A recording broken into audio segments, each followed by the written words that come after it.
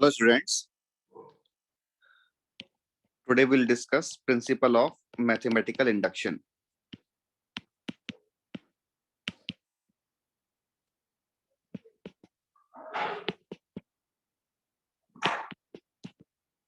हम दोनों पॉइंट्स देखेंगे। फर्स्ट पॉइंट कि एग्जैक्टली ये प्रिंसिपल है क्या, complete theory, and second point कि एग्जाम में अगर कोई क्वेश्चन आता है तो इस चीज को यूज कैसे करना है। बहुत ही सिंपल सा स्टेटमेंट है इसका। प्रिंसिपल ऑफ मैथमेटिकल इंडक्शन इसमें है क्या कि मान लिया कोई पी एन स्टेटमेंट है, let P N be some statement, और यहाँ पे एन जो है वो नेचुरल नंबर है।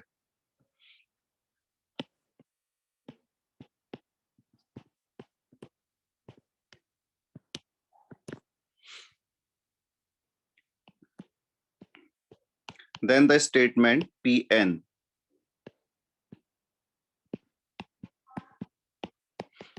is true if इसमें कंडीशंस क्या क्या है, and this is true for every n belongs to n if first step जो होगा कि हमें p of 1 की वैलिडिटी वेरीफाई करनी है कि p of 1 इज ट्रू। इसका मीनिंग क्या है वो भी देख लेंगे अपन। एंड सेकंड इज कि p of k is some number, natural number,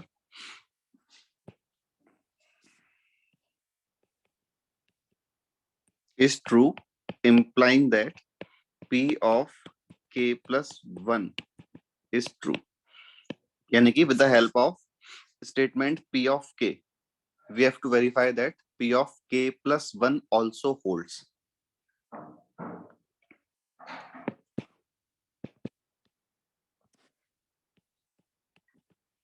Then using principle of mathematical induction, PMI is principle of mathematical induction।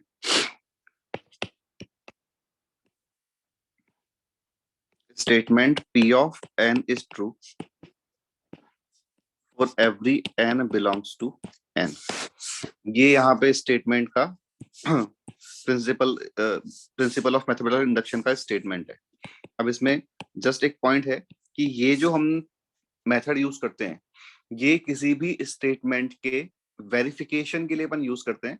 हम डेराइव नहीं कर सकते रिजल्ट, हम ओनली वेरीफाई कर सकते हैं। Principal of mathematical induction verifies the validity of a given statement।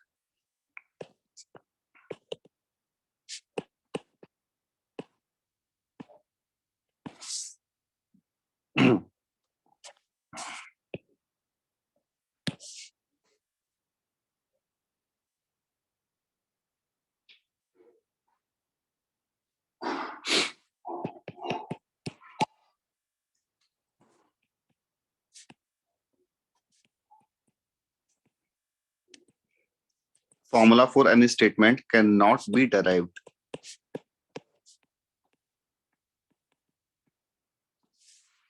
using principal of mathematical induction. ये just verification का मेथड है, डेरिवेशन हम यहां से नहीं कर सकते। ठीक है, अब ये तो हो गया। और इसी स्टेटमेंट के साथ इस चैप्टर का कंप्लीट थ्योरी भी खत्म है। ये चैप्टर बड़ा छोटा सा ही है और हम बस इस स्टेटमेंट बेस्ड डिफरेंट एग्जांपल्स देखेंगे। तो यहाँ पे ये जो हमने नोट किया है इसको मैं एक बार वापस से एक्सप्लेन करूंगा। इसका एक लॉजिक अगर अपन बात करें तो जैसे तुमने भी जब तुम छोटे थे तो इस तरह से गेम खेला होगा कि अपन बुक्स को इस तरह से अरेंज कर लेते हैं एक रो में, और वो इनके बीच का डिस्टेंस हम इस तरह से मेंटेन करते हैं। ऐसे बहुत सारी बुक्स हैं, इस तरह से मेंटेन करते हैं कि अगर हमने इस बुक को गिराया तो इसकी हेल्प से ये वाली बुक भी गिर जाएगी। ठीक है, ऐसा नहीं है कि हमने अगर इस बुक को गिराया तो ये वाली बुक इस तरह से गिर गई और नई बुक जो सेकंड वाली बुक है वो यहाँ रखी है, ऐसा नहीं। उसके बस पास रखी है कोई बुक जिससे कि इस बुक की वजह से ये वाली बुक भी गिर जाएगी, इससे ये वाली बुक भी गिर जाएगी, एंड सो ऑन। तो अगर हमने इस तरह से इन सारी बुक्स को रखा हुआ है, और अब फिर अपन क्या करते हैं कि सबसे पहले फर्स्ट बुक को अपन गिराते हैं, और फिर फर्स्ट की हेल्प से सेकंड, सेकंड की हेल्प से थर्ड, थर्ड की हेल्प से फोर्थ, एंड सो ऑन। ये सारी बुक्स गिर जाती है। और ये ही प्रिंसिपल ऑफ मैथमेटिकल इंडक्शन है। कैसे? हम यहाँ पे हमारा जो मेथड है, हमने क्या किया कि P of 1 is true, first step में हमने लिखा था कि P ऑफ 1 इज ट्रू। इसका मतलब कि हमें फर्स्ट वाली बुक को गिराना है, ठीक है। सेकंड लिखा था कि if P of K is true, then this implies that P of K plus 1 is true. तो हमें ये इंश्योर करना है कि अगर हमने kth बुक को गिरा दिया तो उसकी हेल्प से K प्लस 1th बुक गिरनी चाहिए। ये हमें इंश्योर करना है। तो ये हमने कैसे इंश्योर किया था कि इनके बीच का जो डिस्टेंस है वो बुक की हाइट से कम रखा था, जिससे कि अगर हमने kth बुक को गिराया तो इसकी हेल्प से K प्लस 1th बुक जो है वो भी गिर जाएगी। अगर हमने ये दोनों कंडीशंस कंफर्म कर ली तो हमने आगे लिख दिया था कि then using principle of mathematical induction we can say that complete statement P of n is true.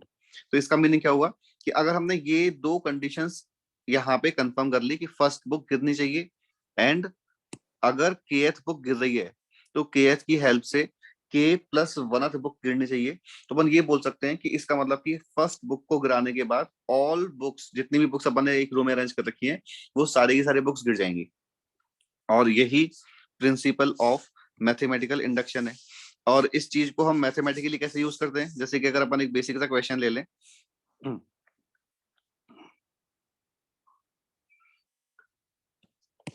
जो हमें रिजल्ट ऑलरेडी पता है। रिजल्ट क्वेश्चन इज कि using PMI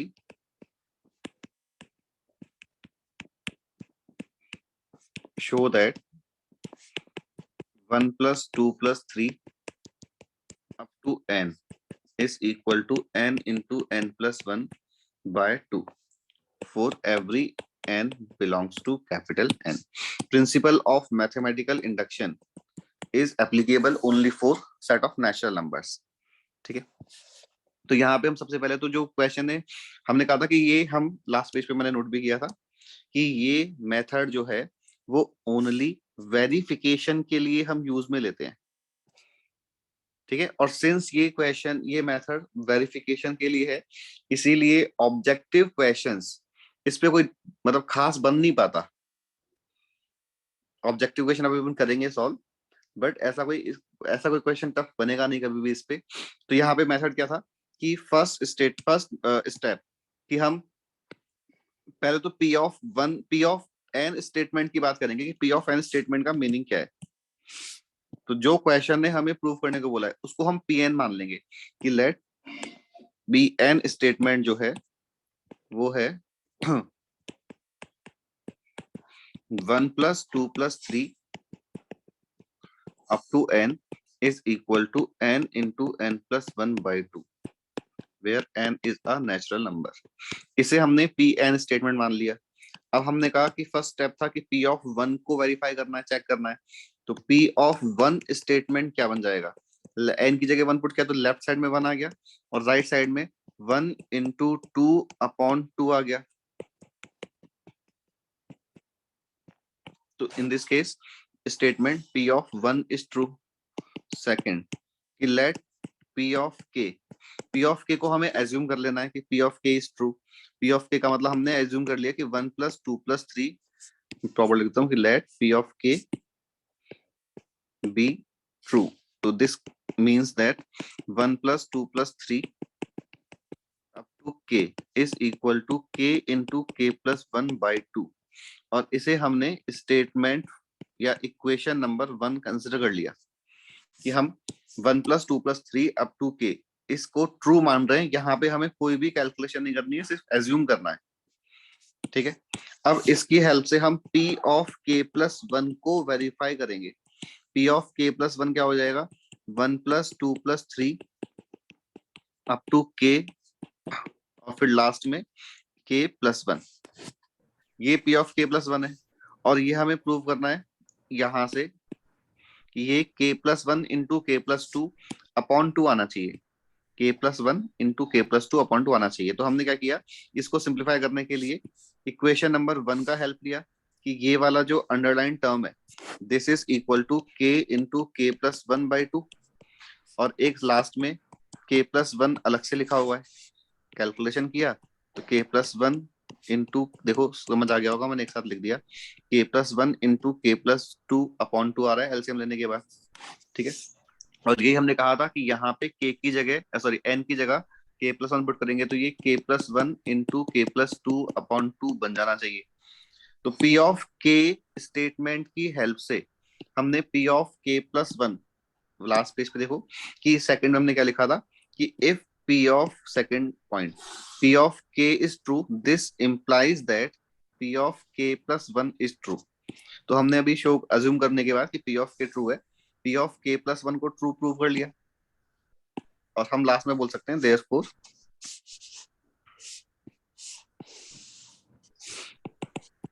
using principle of mathematical induction P of n is true for every n belongs to natural number। ये simple सी बात है बस, और कुछ इसमें टफ तो कुछ है ही नहीं। तो फर्स्ट स्टेप है कि P of 1 is true, second step है मतलब P ऑफ 1 को हमें चेक करना है कि वेदर इट इज ट्रू और नॉट। सेकंड स्टेप में हमने P ऑफ K को एज्यूम किया है कि ये ट्रू मान लेते हैं, और इसकी हेल्प से अगर P of K plus 1 true हो गया कि मतलब हमने Kth बुक को तो हमने गिराया है, और Kth बुक को गिराने की हेल्प से K प्लस 1th बुक गिर गई, ये हमने कंफर्म कर लिया। तो फिर हम बोल सकते हैं कि using principle of mathematical induction this complete statement is true for every n belongs to natural number.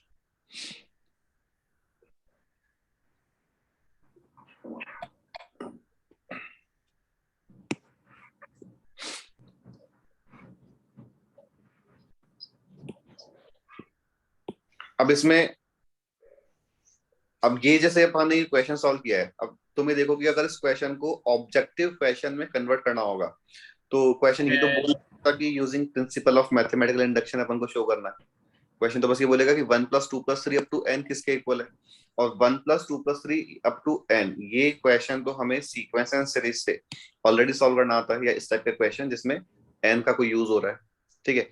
अगर मान लो कोई ऐसी रैंडम सीरीज भी है जिसमें जिसको जो अपन ने सीक्वेंस एंड सीरीज चैप्टर में नहीं डिस्कस किया है, तो भी हम उन क्वेश्चंस को ऑब्जेक्टिव में तो n की वैल्यूज पुट कर करके और ऑप्शंस को रिजेक्ट करके ही चेक कर सकते हैं।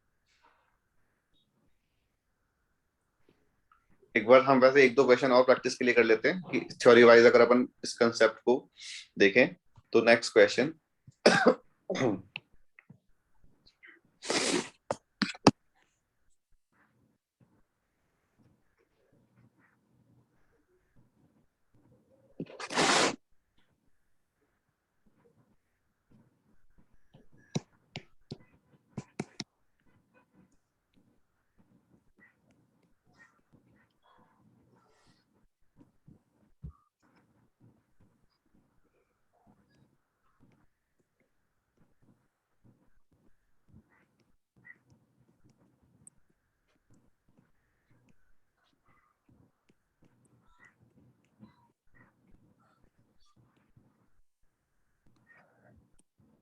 डिविजिबिलिटी से रिलेटेड कॉलम्स अगर अपन करें कि 7 raise to power n minus 3 raise to power n, this is always divisible by 4 for every n belongs to n।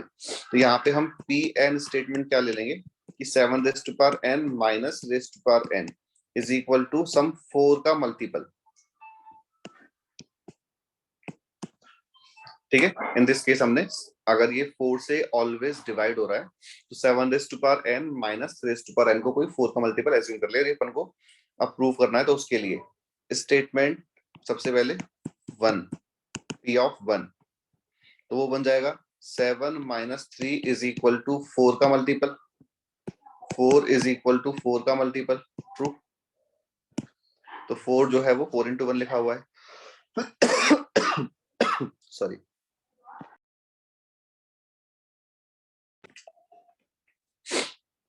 फिर P ऑफ K को हम एज्यूम करेंगे कि 7 raise to power K minus 3 raise to power K is equal to 4 m use कर लो या कुछ भी यूज कर लो, 4 लैम्डा अपन ने assume कर लिया, where lambda is a natural number, और ये हमने अज्यूम किया है, इसको हमने इक्वेशन नंबर 1 कंसिडर कर लिया।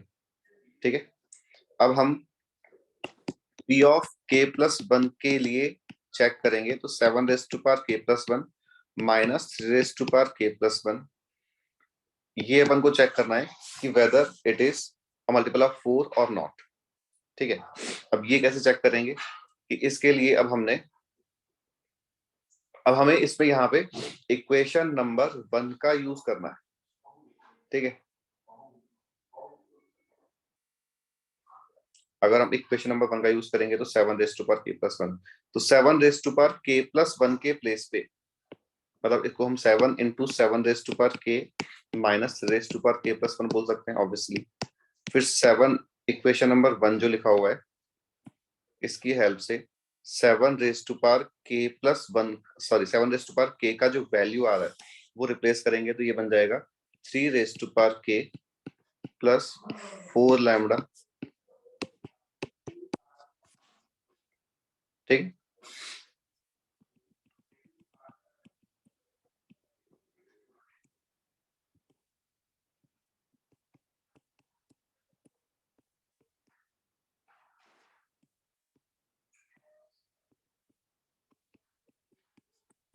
अब इनको सेपरेट कर लो, जो 4 के मल्टीपल्स जो आ रहे हैं उनको हमने अलग किया, तो ये बन गया 7 into 3 raise to power k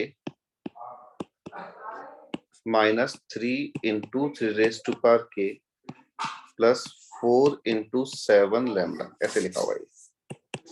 इन दोनों से हमने 3 raise to power k common लिया, इन दोनों से, तो ये बन जाएगा 4 into 3 raise to power k plus 4 into 7 lambda. तो 4 कॉमन लिया तो ब्रैकेट में जो बचेगा वो भी तो एक इंटीजर ही बच रहा है।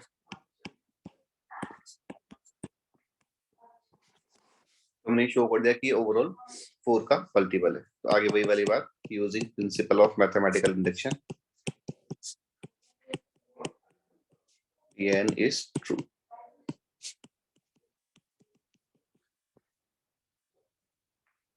डिविजिबिलिटी प्रॉब्लम्स जो है वो अपन इस तरह से वेरीफाई कर सकते हैं by using principle of mathematical induction.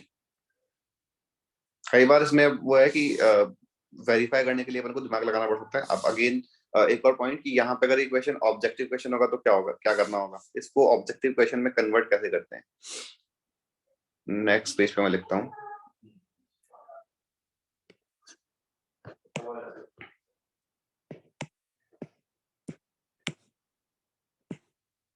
The greatest integer बोल देते हैं, चलो,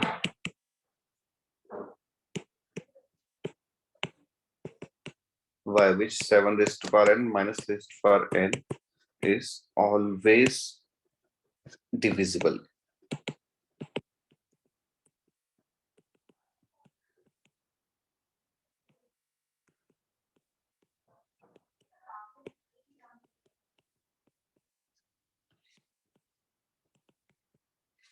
ऐसे केसेस में अपन क्या करेंगे, ऑब्जेक्टिव क्वेश्चन है तो कंप्लीट मेथड अप्लाई करने की कोई रिक्वायरमेंट नहीं है, put n equals to 1, n equals to 1 है, 1 पुट किया तो ये बन गया 7 माइनस 3 यानी कि 4 आ गया, पुट n इक्वल्स टू 2, जो अपना ऑब्जेक्टिव मेथड होता है वही लगा रहे हैं अपन, तो ये हो गया 7 स्क्वायर माइनस 3 स्क्वायर 40 आ गया। तो यहां से ही अब समझ आ जाएगा कि n इक्वल्स टू 3 पुट किया एक बार तो ये हो जाएगा। अभी देखो अगर हम बात करें, हमने n को 1 पुट किया तो n को 1 पुट करने से ही C और D ऑप्शंस रिजेक्ट हो गए। क्वेश्चन में मैंने लिखा नहीं है बट क्वेश्चन में लिखा होगा is always divisible for every n belongs to n। तो 4 नंबर जो है वो 8 और 16 से कंप्लीटली डिवाइड नहीं होता है। ठीक है, 2 और 4 है लेकिन क्वेश्चन ने ग्रेटेस्ट पूछा है, तो हम बस एक बार जस्ट चेक कर रहे हैं कि ऐसा भी तो हो सकता है कि हो सकता था कि जो सेकंड वाला जो नंबर है, फर्स्ट वाला नंबर जो है वो 4 आ गया, सेकंड वाला नंबर जो है वो 30 आ जाए फॉर एग्जांपल, तो ये 4 से डिवाइड नहीं हो रहा, 2 से हो रहा है। तो ये जस्ट चेक करने के लिए हमने n को 2 और बिल्कुल कंफर्म करने के लिए एक बार n को बस 3 और पुट कर लेते हैं। तो अगर ये भी 4 का मल्टीपल आ जाएगा तो हमारा आंसर हम 4 कंफर्म कर देंगे। तो इन दिस केस 7 क्यूब कितना होता है? 243, 343, 49 इंटू 7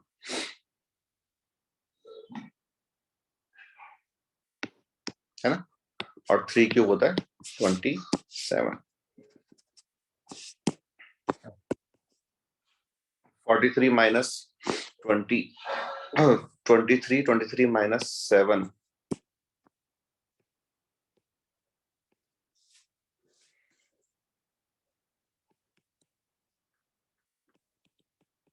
ये 4 से कंप्लीटली डिवाइड हो रहा है, लास्ट में 16 आ रहा है, तो हम बोल सकते हैं कि ये नंबर 4 क्वेश्चन है ग्रेटेस्ट पूछा है।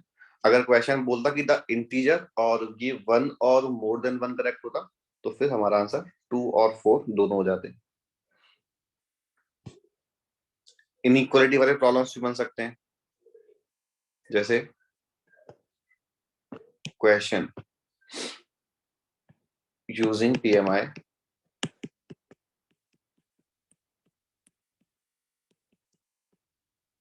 show that 1 square plus 2 square plus 3 square to n square is greater than n cube by 3 for every n belongs to natural number। ठीक है, तो हमने स्टेटमेंट को पहले तो नाम दिया P N, 1 square plus 2 square plus 3 square n square is greater than n cube by 3। फिर n को 1 पुट किया,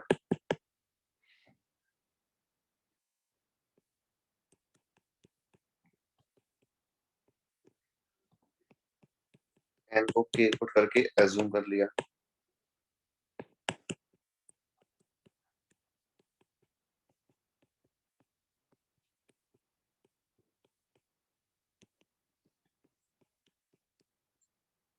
फिर k प्लस 1 को वेरीफाई करने के लिए इसका स्टेटमेंट लिखा,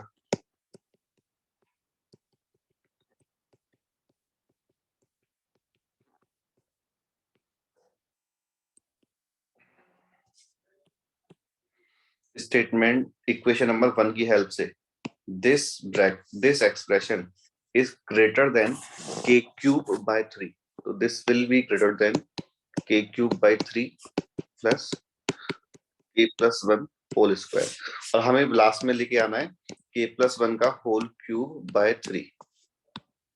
ये अपन को प्रूव करना है p ऑफ k plus 1 की वैलिडिटी चेक करने के लिए। ठीक है, तो इसको हमने 1/3 तो अलग किया, ब्रैकेट को ओपन किया तो ये लिखा हुआ है k cube plus k square plus 2k plus 1।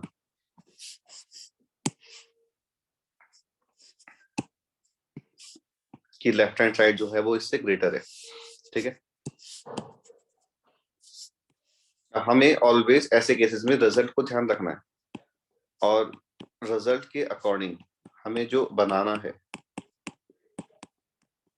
वो ये है, ये एक्सप्रेशन डेफिनेटली इससे तो ग्रेटर होगा ही होगा, क्योंकि हमने के क्यूब ठीक है, उसके बाद लेफ्ट मतलब पहले वाले टर्म में तो लिखा हुआ था के स्क्वायर, हमने 3k स्क्वायर यूज किया है, यहाँ लिखा था 2k और हमने 3k यूज किया है, यहाँ 1 है यहाँ 1 है, तो ऑब्वियसली ये लेस हो जाएगा और ये ग्रेटर हो जाएगा,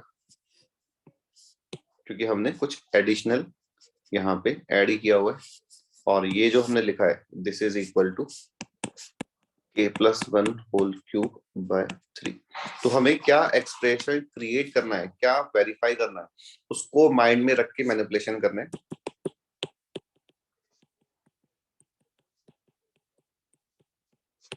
और ये लास्ट का फाइनल बात हो गई।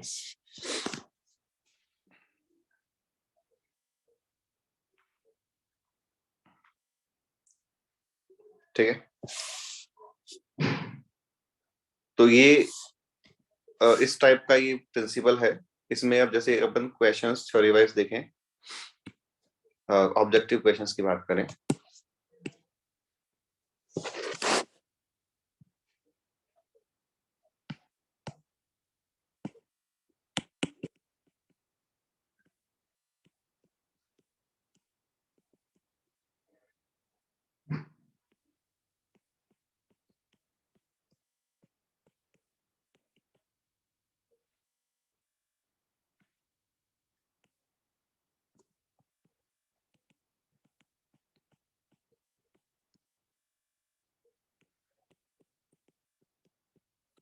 इंटीजर टाइप क्वेश्चन में इसमें आंसर बता सकते हो क्या आएगा? This is always divisible by which number? Greatest बताना है।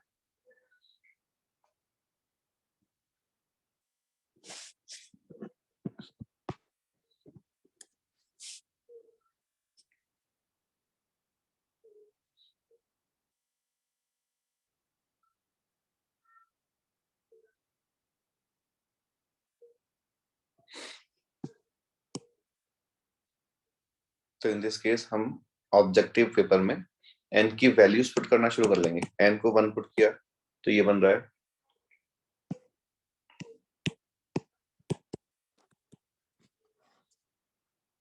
raised to power 4 is 81, 81 minus 9, 72, 72 minus 8, 64. n को 2 पुट किया तो raised to power 6 minus 8 minus 9, नहीं minus 8 नहीं,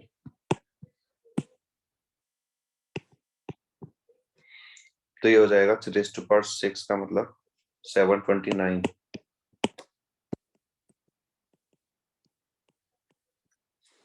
704, और ये 16 से डिवाइड होता है, 64 से भी होता है क्या? 16 से डिवाइड किया तो क्या होता है?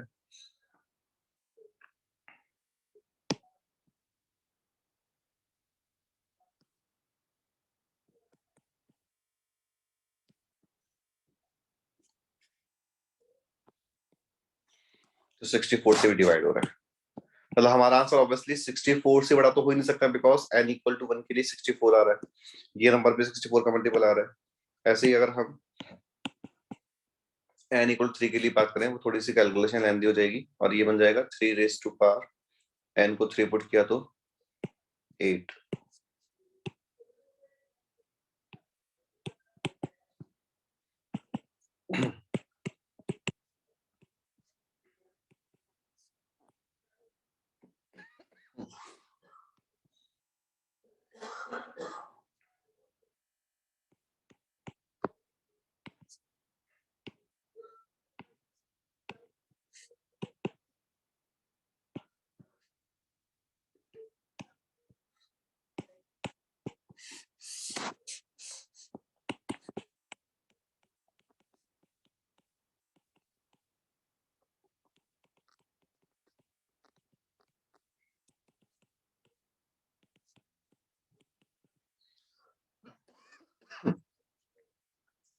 तो अगर हम 3 वैल्यूज तक कंटिन्यू चेक कर रहे हैं और तीनों में ही 64 का मल्टीपल आ रहा है, तो greatest integer by which this number is always divisible will be equal to 64।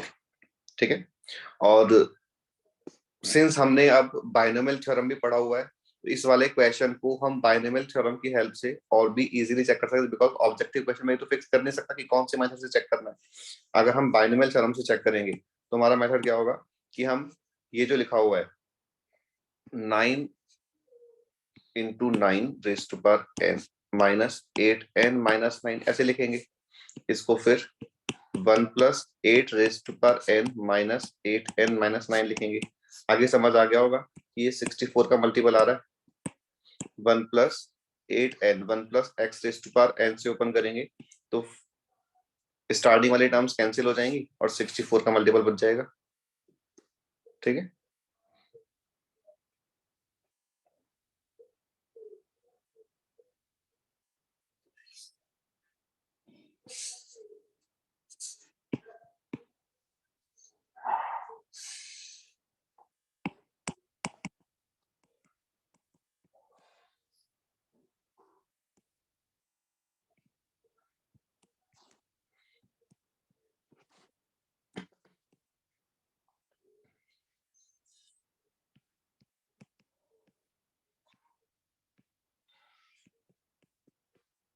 n is 2 raised to power 2 raised to power n.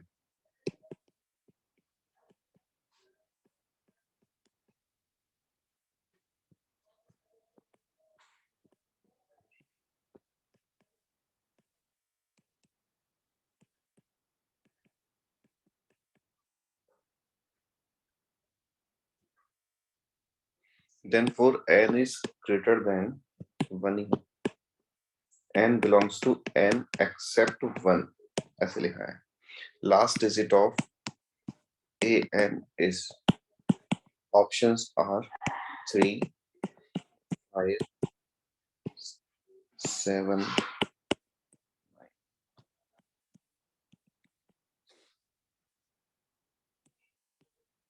बोलो कौन सा ऑप्शन आंसर में आएगा?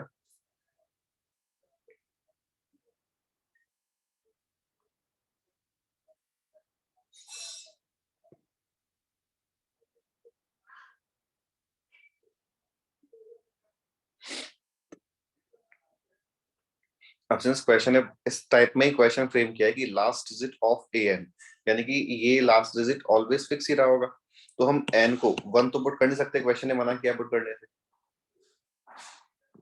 एन को हम 2 पुट करके चेक कर लेंगे.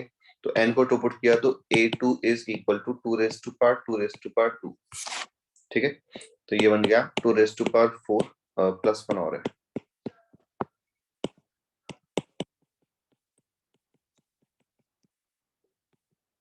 तो लास्ट डिजिट का आंसर 7 हो जाएगा.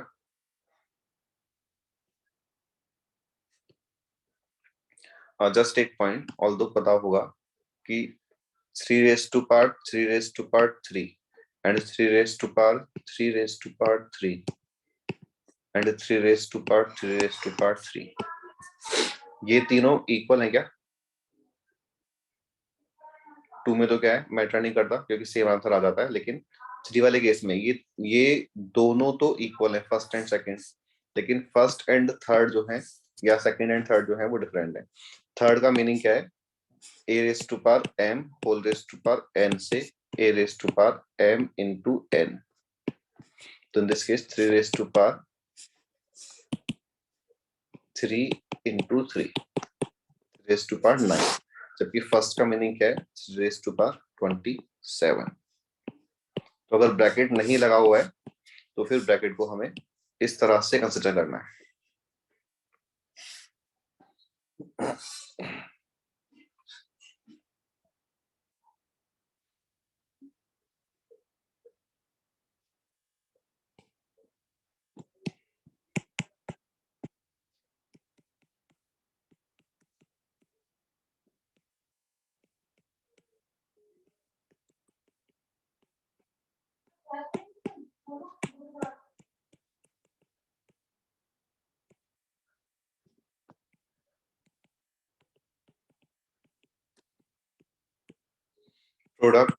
Product of 3 consecutive natural numbers is always divisible by, बताओ आंसर.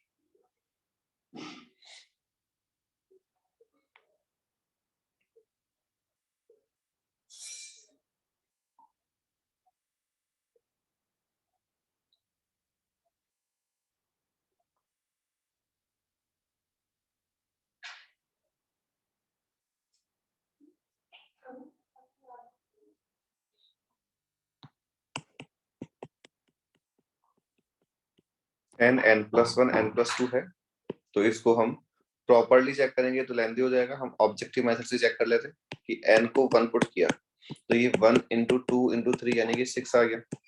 n को 2 पुट किया तो ये 2 इंटू 3 इंटू 4 यानी कि 6 का मल्टीपल आ गया. n को 3 पुट किया तो ये 3 इंटू 4 इंटू 5 यानी कि 6 का मल्टीपल आ गया. तो हम बोल सकते हैं कि ऑलवेज डिविजिबल बाय 6 होगा, यानी कि आंसर जो है वो 6 आ जाएगा. और हम ऐसे भी कंफर्म कर सकते थे कि अगर हमें कोई से भी 3 कॉन्जिक्यूटिव नंबर्स लेने हैं, कॉन्जिक्यूटिव नेचुरल नंबर्स लेने हैं, तो उनमें एक नंबर, एटलीस्ट एक नंबर तो, इनफैक्ट एग्जैक्टली एक नंबर तो 3 का मल्टीपल आएगा ही आएगा. ठीक है, और एटलीस्ट एक नंबर इवन भी आ जाएगा, तो वो 6 का मल्टीपल तो बनेगा ही बनेगा.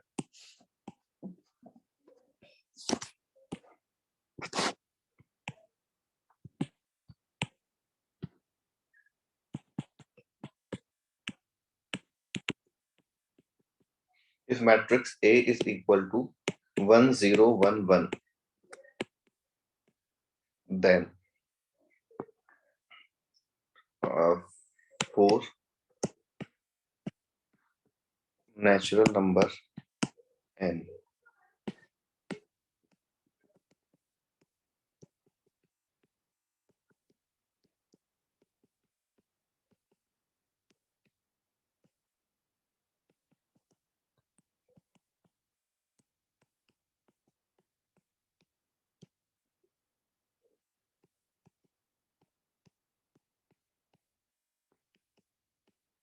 I is identity matrix.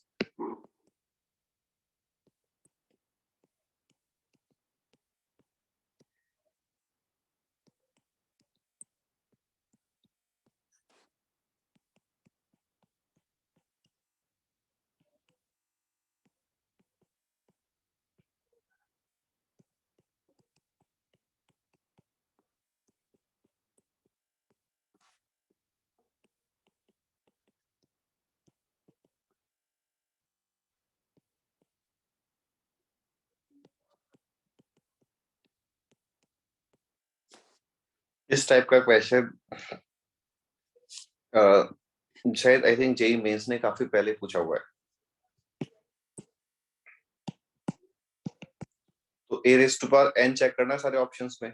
तो हम यहाँ पे ए स्क्वायर फाइंड करेंगे. तो वन सभी को मैट्रिक्स मल्टीप्लिकेशन आता ही है.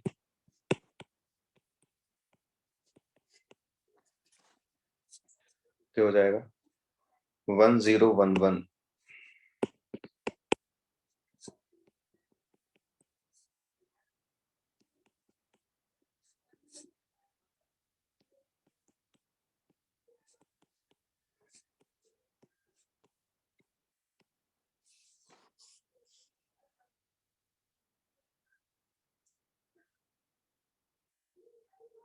एक बार कैलकुलेशन चेक कर लेना मेरी.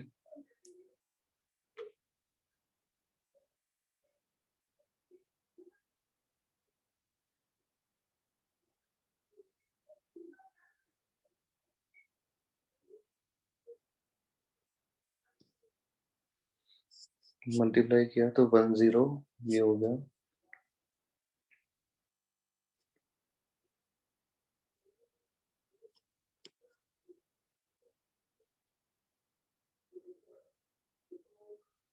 इसके अकॉर्डिंग तो अच्छा ऑप्शन चेक करने पड़ेंगे. ऑप्शन में हम अभी वैसे तो मैंने ये लिख दिया, चलो ठीक है. एक बार हम ऑप्शन को n इक्वल टू 1 के लिए ही चेक कर लें. n इक्वल टू 1 के लिए ऑप्शन ए जो है वो क्या बना हुआ है, a is equal to a. Option B, in fact सारे के सारे ऑप्शन नहीं, बी वाला ऑप्शन जो है वो a इक्वल टू a. ठीक है, ये भी यही बना हुआ है. सारे के सारे ऑप्शंस जो है वो n इक्वल्स टू 1 के लिए a वैल्यू ही दे रहे हैं. फिर n को हमने, यानी कि 1 को यूज करने से कोई बेनिफिट नहीं हुआ, n को हमने 2 पुट किया.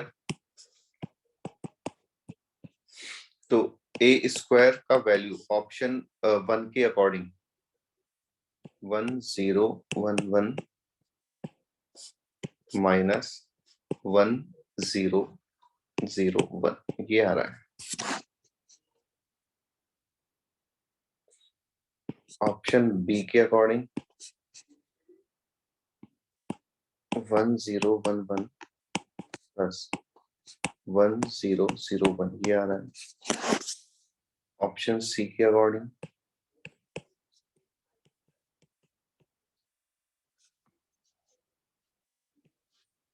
एन को हम क्या पुट कर रहे थे, 2 पुट कर रहे थे ना, तो यहाँ पे 2 भी है.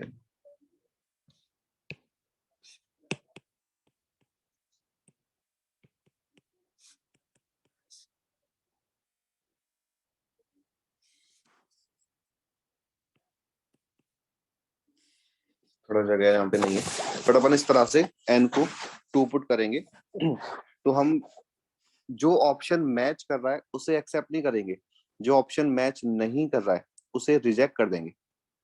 ठीक है, तो बात समझ आ रही है कौन कौन से ऑप्शन यहाँ पे रिजेक्ट हो जाएंगे.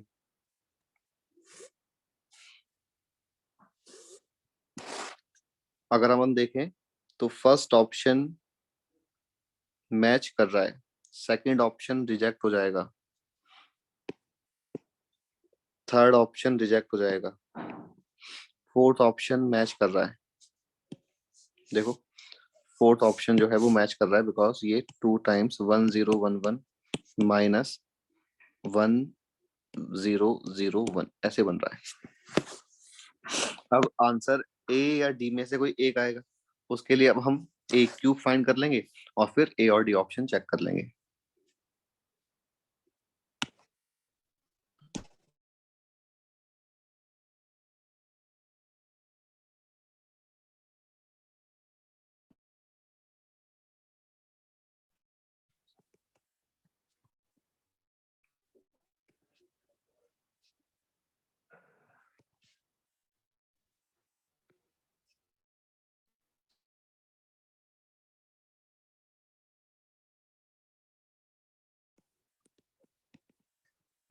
देखो ऑप्शन ए चेक करोगे तो वो इस कंडीशन को सेटिस्फाई कर जाएगा, ऑप्शन डी चेक करोगे तो वो नहीं करेगा।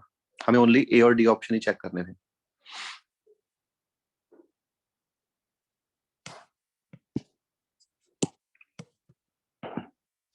तो मैट्रिक्स वाले क्वेश्चन को अपन इस तरह से सॉल्व कर सकते हैं। अभी क्वेश्चन में ऑप्शंस इस तरह के थे कि n इक्वल टू 1 पुट करने से कोई बेनिफिट नहीं हुआ, तो हमने फिर 2 और 3 पुट किया। 2 पुट करने से b और d ऑप्शंस रिजेक्ट हो गए, फिर उसका 3 पुट करने से d वाला ऑप्शन रिजेक्ट हो गया।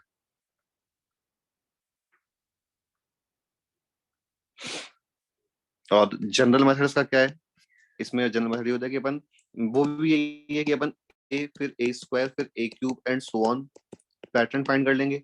a वाला पैटर्न 1001 बन रहा था, b वाला पैटर्न 1021, मतलब a स्क्वायर वाला। a क्यूब जो है वो 1 इस तरह से बन गया। तो अब इस समझ आ गया होगा कि a raise to power n find करेंगे तो ये 1n01 ऐसे बन जाएगा, और इसकी हेल्प से अपन अब चेक कर सकते हैं।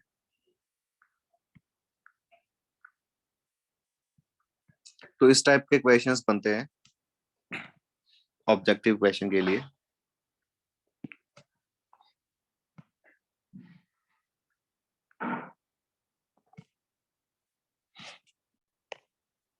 अब इस तरह से है कि Pn is such that 3 raised to power n is less than n factorial. This is true for option A. N is greater than equal to 6. Option B. N is greater than equal to 7 for all. C is N is greater than equal to 3 and D is for every n belongs to natural number. और question में mention है कि n natural number है। तो यहाँ पे भी अब ऐसा कुछ खास use principal of mathematical induction का है नहीं, बस हमें तो ये चेक करना है कि n की वैल्यू मिनिमम क्या होगी जिसके लिए होल्ड कर रहा है। तो n को अगर जैसे मैंने 1 पुट किया सेटिस्फाई नहीं कर रहा, 2 पुट किया सेटिस्फाई नहीं कर रहा, 3 पुट किया 3 ऑप्शन में लिखा हुआ है, तो ये लिखा हुआ है 3 raise to power 3 is less than 3 factorial, satisfy नहीं कर रहा। 6 पुट किया तो 3 raise to power 6 is less than 6 factorial. इसका मतलब 3 रेज़ टू पावर 6 कितना हो जाता है, 3 raise to power 6 is 729 and 6 factorial is 720, satisfy नहीं कर रहा। 3 raised to power 7 is less than 7 factorial, तो देखो ये 3 into 729 है और ये 7 into 720 है, तो ये satisfy कर रहा है। ठीक है, अब ये एक बार सेटिस्फाई कर गया तो इसके आगे के सारे टर्म्स पे सेटिस्फाई करेंगे या नहीं करेंगे, अपन कैसे इंश्योर कर सकते हैं कि अगर 3 रेज़ टू पावर 7 7 फैक्टोरियल से बड़ा है तो 3 रेज़ टू पावर सॉरी छोटा है तो 3 रेज़ टू पावर 8 तो डेफिनेटली 8 फैक्टोरियल से छोटा है, because 3 is less than 8 and 3 raise to power 7 is less than 7 factorial. इन दोनों को मल्टीप्लाई किया तो 3 raise to power 8 is less than 8 factorial. और इसी लॉजिक से कि 3 इज लेस देन 9 और इन दोनों को मल्टीप्लाई किया तो फिर वो 9 फैक्टर छोटा हो जाएगा। इस तरह से अपन आगे के सारे रिजल्ट्स के लिए ऑलवेज ट्रू बोल सकते हैं। तो this is true for every n greater than equal to 7।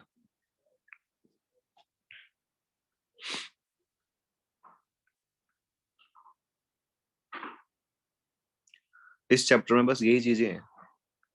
मैंने पहले कहा था कि छोटा सा चैप्टर है, तो और तो इसमें कोई खास ऐसा क्वेश्चन दिख भी नहीं रहा।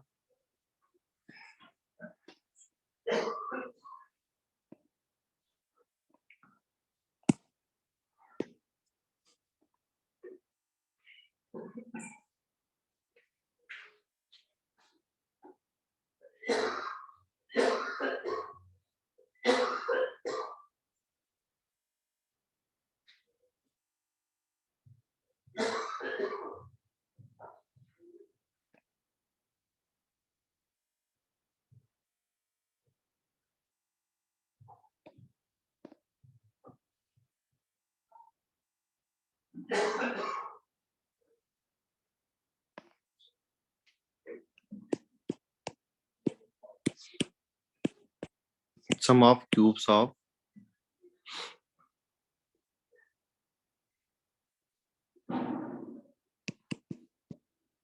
three consecutive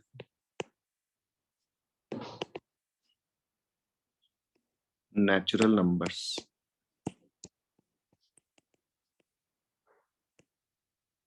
is always divisible by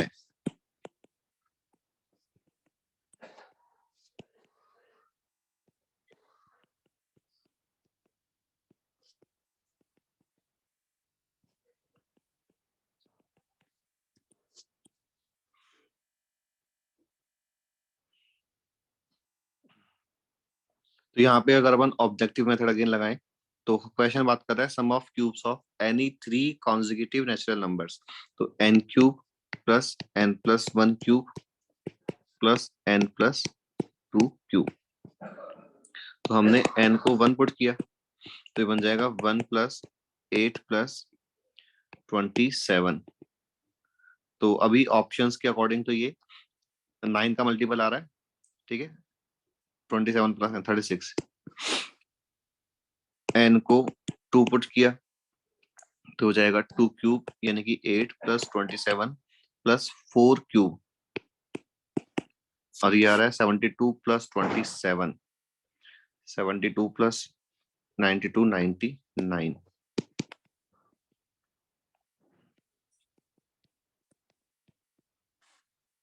तो हम बोल सकते हैं कि 9 का मल्टीपल आ जाएगा।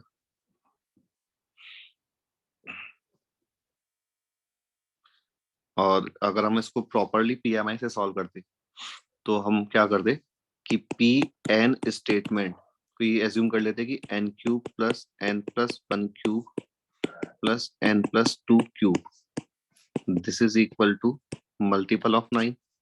तो उसके लिए पी ऑफ वन चेक कर लेते, वो 36 आ जाता, करेक्ट हो जाता। पी ऑफ के एज्यूम कर लेते तो ये K cube plus one cube plus K plus two cube is equal to, इस तरह से लिया। P of K plus one की बात की तो P of K plus one will be K plus one cube plus K plus two cube plus K plus three cube. तो ये हो जाएगा 9 lambda minus K cube plus K plus three cube. इन दोनों में A cube minus B cube apply किया तो ये हो जाएगा A minus B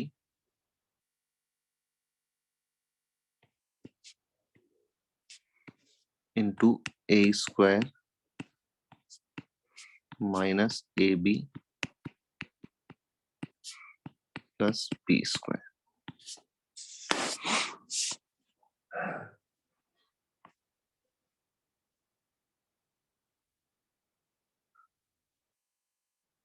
A square plus A B plus B square. तो यहां से भी ओवरऑल 3 कॉमन आ रहा है और एक 3 ऑलरेडी बाहर है, तो ये 9 का मल्टीपल बना हुआ है इस तरह से।